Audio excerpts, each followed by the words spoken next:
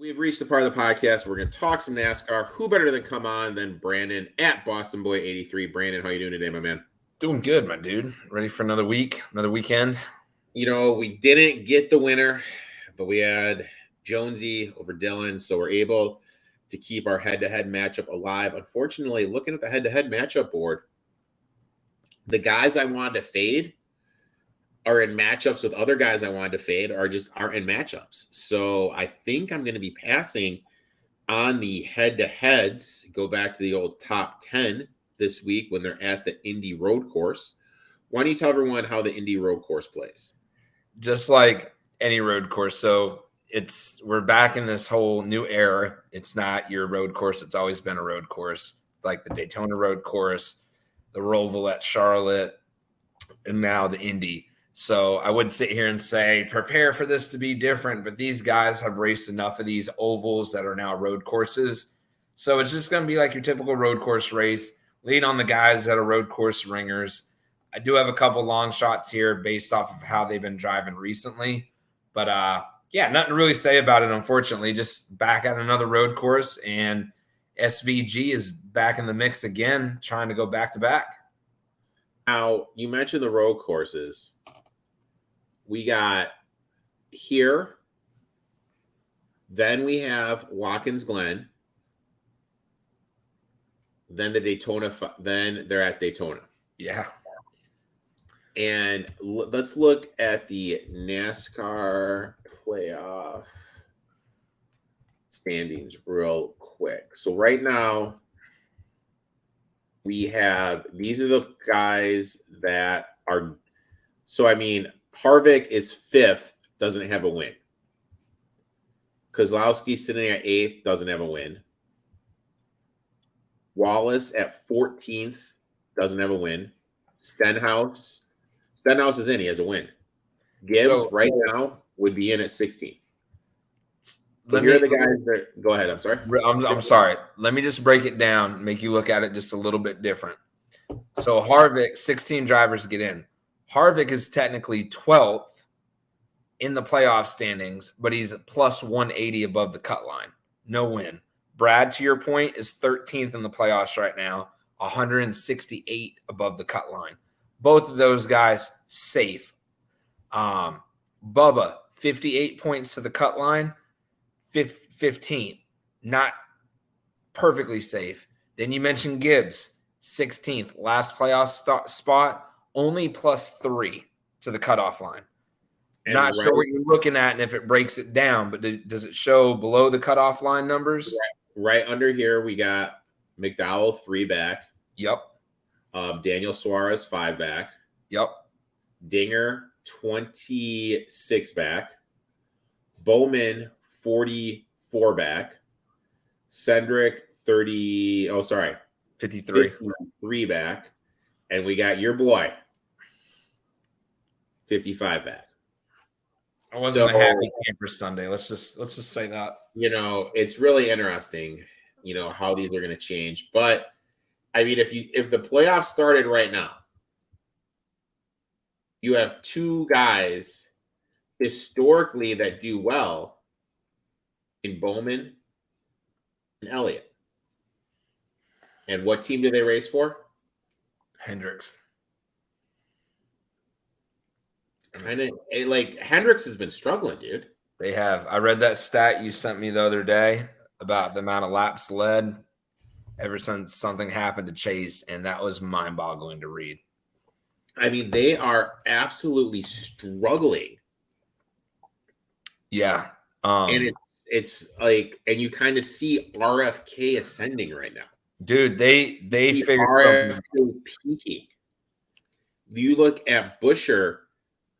Who would have thought Chris Buescher would be 2 wins in a row? Yeah.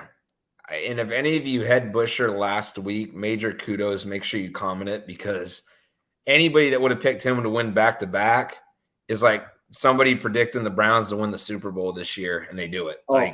I actually gave that out. The Browns at 35-1 to win the Super Bowl. So, but anyway, go ahead. Sorry. Are you serious? Yeah, I'm on the Browns this year. Like the team, like my Super Bowl future teams, you're going to be absolutely amazed amazed by the futures I locked in for the Super Bowl. But we'll talk that off there. All right. Yeah. Something's going on with Chevy right now. I don't want to take away from RFK's performance. What they're doing, phenomenal. But if you look over the last 2 months, it's been all Toyota and all Ford. And Chevy hasn't even been competing. They haven't been near, like it came down to Truex and Buescher by themselves, period. And Truex came on after the race saying, I hate this package. He was so much faster than Buescher and ran him down. Once you get stuck behind a leader, the air is terrible with these cars, and he couldn't pass him. Could not get around him. When you watch a guy, like we've watched racing for years, and if you watch a guy 0.5 of a second, a lap faster than the leader, and then gets to the leader, he'd go right around him, high or low. Now it's just stalling out this car. So Truex opened his mouth a lot, and I'm surprised NASCAR didn't do something about it, but he was not a happy camper. And also Brad's running good. Yes. Like I mean, let's not take away from Brad Keselowski. I think that's, was it 3 top 5s in a row? Yeah, I think so. I mean, because what? He finished 4th at Michigan. And he was running good too. I mean, like Brad was running good too. Oh no. 4th at Michigan, 6th at Richmond, 16th at Pocono, 5th at New Hampshire, 6th at Atlanta. And he led 102. And he's leading laps too, man. I'm just going to throw this out. I'm just going to throw this out. Manufacturers. Who do you think is leading the manufacturers in points right now? Chevy, Toyota, or Ford? Ford. Dead last with only 4 wins. Who do you think second? Yeah. Who do you think second? Toyota. Yep, Toyota with 7 wins. Chevy in first with 12 wins. So before I say this and we just get DM'd to life because of it, I am not one of those believers in conspiracies or this game's rigged or anything like that. But NASCAR has been known when a single manufacturer is performing drastically better than the rest, all of a sudden another manufacturer has more speed. Chevy dominated the first half of this season. Larson, like dominated and has 12 wins. And now all of a sudden the last month and a half, it's been Toyota and Chevy. Little weird to me. Like just I know every team does its own research and finds things, but these cars are so identical that I don't know what they found that Chevy cannot find. This isn't F1 racing where Red Bull has all the money and dominates every week. This is NASCAR. Yeah. It's weird to me. Let's start right after the All-Star race. Okay? Let's start right after the All-Star race. Blaney in a Ford, won at Charlotte. Yeah. At Gateway, Busch in a Chevy won. Yeah. At Safe Mark, Sonoma. Yeah. Truex in a Toyota. Nashville, Chastain in a Chevy. Yeah. The street race, SVG in a Chevy. Yeah. Quaker State, which is Atlanta. William Byron. Chevy. Now the last couple. New Hampshire. Should have been Almirola if he didn't fucking crash, but it was Truex in a Toyota. Pocono, Hamlin in a Toyota. Richmond, Buescher in a Ford. Michigan, Buescher in a Ford. Yeah. So they haven't won since Atlanta. So correct.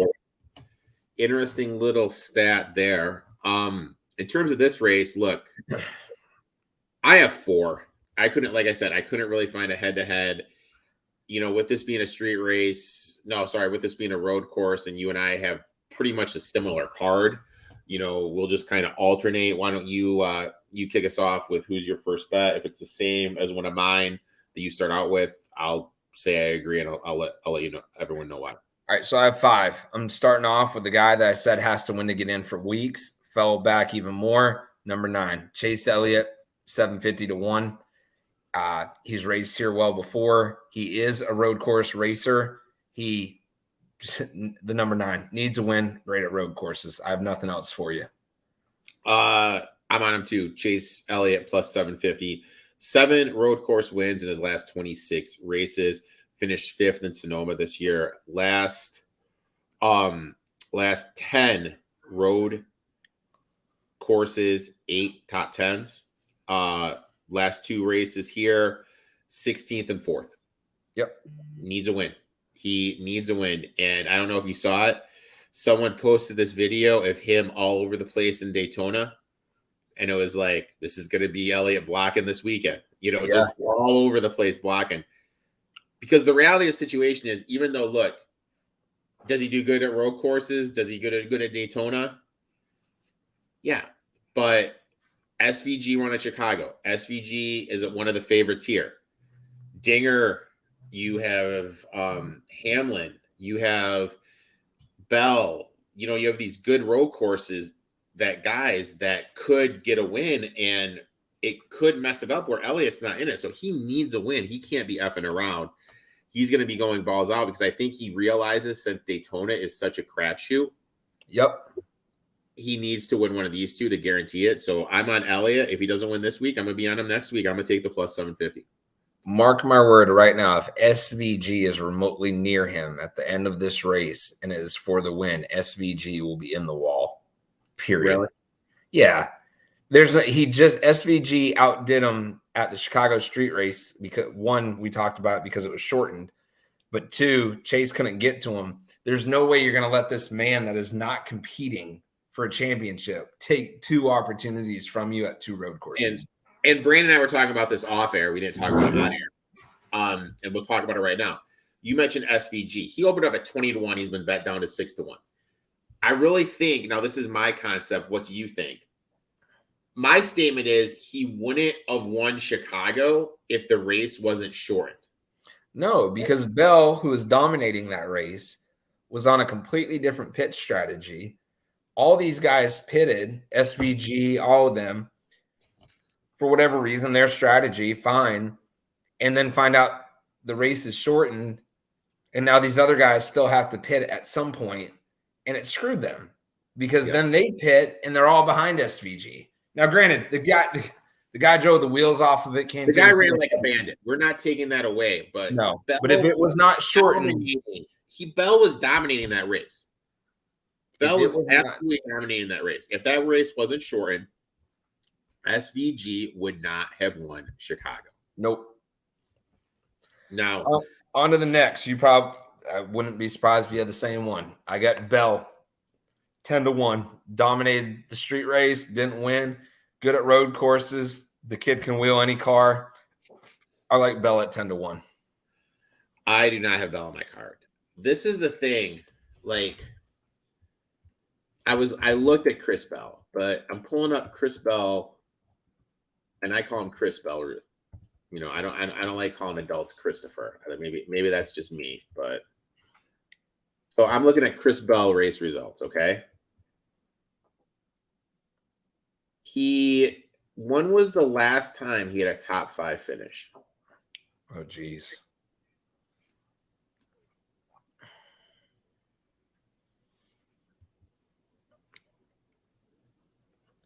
He's got 1 win, 5 top 5s, 11 top 10s.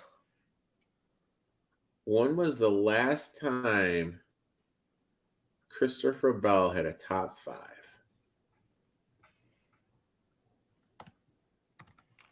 Without Googling, dude, I hear your keyboard, man. What are you talking about? The last time he won was Bristol. The last time he had a top 5 was Bristol Dirt. Seriously? Richmond, he finished 4th. He won Bristol. Then after that, 6, 16, 8, 6, 36, 14, 12, 24, 11, 9, 7, 8, 23, 29, 6, 20, 13. I mean, dude, look, dude, I respect your game and everything, but that's just something that really stood out to me. I got you. You know what I mean? Like, when you kind of sit back and say, shit, dude, this guy's had a top 5 since fucking spring. I'm going Christopher Bell 10-1. Christopher Bell 10-1. My next one. Can't wait to crap on this bet. Oh, dude, you know what? You can crap on it all you want because you know what? I'm swinging for the fucking fences in this one. Not really. I'm going Austin Cendric, 28-1. When you look at his races here at Indy, he finished 9th and 2nd. 2 races here, 2 top 10s. I know that has he struggled this year with road courses? Yes. He's struggled all year in general. But since 2020, he has the 10th best average finish at road courses. You look how he did last year in road courses. So we're going to go back to the 2022 year. Boom, 8, 5, 7, 2, 13. Very good last year at road courses. He won this course in an Xfinity race. So won an Xfinity, 2 top 10s in the NASCAR ride here. Historically did well last year. Another guy that needs a win. I know he sucked ass this year, but when I look at how he's done at the road course here at Indy, I got to take him at 28-1. I like it. I can't steer away from it. I'm not betting him just because I don't have trust in him right now. But stats are stats. He's good at this track in multiple cars. Jesus. I will be respectful and not crap over your bet because I wouldn't do that to somebody. I don't know about you, but. And I mean, like, let's look at this year. Oh, and he had 2 top 10s. He had a top 10 in a street race at Chicago, a top 10 in a road race at Coda. Yeah. Every other race, like every other one, like look, Michigan 12. Worldwide Technology Raceway 13. Everything else is in the 20s. I know. So if you guys want to lean on Erik and take his advice and grab somebody that's only had 2 top 10s all year, I would absolutely do that. In a road course, though. Yeah, you're right. No, you're right. You're right. He's a ringer. He's a road course ringer. He doesn't have like all the wins and stuff that Chase and Dinger and all them have. But to your point, if you are looking for a Hail Mary here at 28-1, I'm all in on it with you. I like it. I think we both have this next guy, AJ Allmendinger, the actual road course ringer, period, 16-1. Grab him before qualifying, please, because that will absolutely change if he qualifies well. The man can drive any road course, any car that you put him in. He's the dinger. Yeah. The dinger ringer. You look at, I'm on him too. I got him 16-1. Yeah. 1 here and he finished 7th. Yeah. Last 5 road courses, 6, 34, 4, 2nd, 7th. So 4 out of 5 top 10s. One of the better road course drivers. And I usually don't watch sports with sound. I'm a little bit of a psychopath. But I have been watching NASCAR with sound. And I don't know who the announcer was, but they made a statement that they said that talking to Digger and his crew, they always they know that their best shot to get in the championship is the next 2 races, and they're trying to peak for those. So it kind of like, the statement kind of made it sound like, hey, we're here. You know what? We're going to try. If we don't win, it's not the end of the world. It's the next 2. We're going to go balls to the wall and put our driver in the best position to win. Yeah. Just kind of get the car okay, no major crashes, move on to the next one. You know what I'm saying? Like that statement kind of resonated with me. So I like the dinger here, and I agree. 16-1. He opened up at 20. So money's starting to come in, and you're right. After qualifying, stuff will probably go down. I have 1 more left. How about you? 2. All right. Next one. I'm going to hit Ty Gibbs at 40-1. The man's just been running well. And I'm kind of doing what I did with Buescher 2 weeks ago. I'm just seeing consistent racing, aggressiveness, moving forward. He's a rookie. and he just continues every week to impress. He is fast at Michigan. Like, I'm just seeing that trend. And so far in this car, those guys that have been doing that grab a win. I like Ty Gibbs. I wouldn't be surprised. I have no clue, but I wouldn't be surprised if he's running in the Xfinity race on Saturday. So he'll get some track time there. But I like him sitting at 40-1. That's my mid-long shot. I have one more long, but my mid-long shot's Ty Gibbs at 40-1. I like that one. My last one, we have the same long shot, but I'm playing him differently. I'm taking Justin Haley, top 10, plus 360. Second at Chicago, fifth at Charlotte, eighth here last in 2021. Good driver, a little bit under the radar. He was in a position to win. Now, obviously, you know, people are going to say, well, if you made that statement about SVG, you have to make the statement about Haley. And I agree. If Haley was in that position in Chicago because of the shortened race, Correct. If the race wasn't shortened, Dowdy would have been that good of a finish.